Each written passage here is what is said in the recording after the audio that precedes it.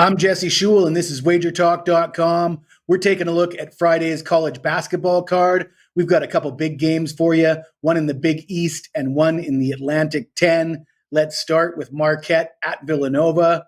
Marquette will be a 2-point road favorite. The total sits at 142.5, and I got to say, I'm leaning toward the home dog in this spot. I also like the under, but neither of those plays are going to be my best bet for this matchup. Let's look into it, and I'll explain why. Villanova's last 6 games, they allowed 66, 75, 71, 49, 62, 68. That's an average of 65 points per game. Villanova is one of the better defensive teams in this conference. They play at one of the slowest paces in the country. They rank 350th, averaging 65.6 possessions per game. And you look at Marquette, they come in playing a little bit faster. They average over 70 possessions per game on the season.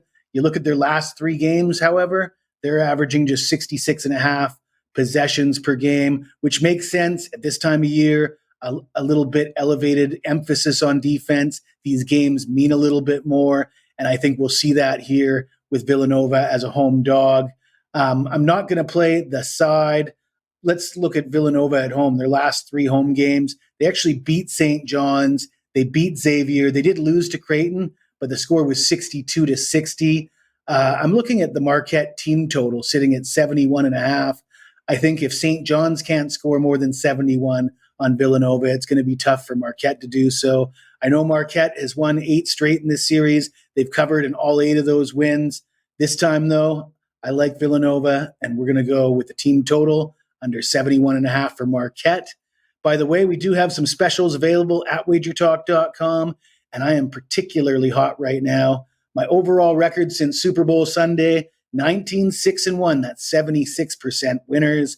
Been really killing it with college basketball. How about 15-3, 83% run with college basketball? And my secret weapon is my first half plays, 54-24 with first half basketball since 2023. That's 69%. We got a promotion, 3 days, all access, just $49. Use the promo code ICE30. That'll save you $20, and we'll put some money in your pocket this weekend. Now let's get into Dayton at Loyola Chicago. Dayton has long been the best team in this conference, but right now these teams have the same record, and Loyola getting 2 points at home. The total is 141. These teams played in January, and it was an overtime game. Dayton pulled it out by a score of 83-81. I really like Loyola Chicago in this revenge matchup. Loyola Chicago is 13-1 at home. Their junior guard, Jaden Dawson, is their leading scorer. He missed 5 games this season, but he's back, and you look at how he's playing.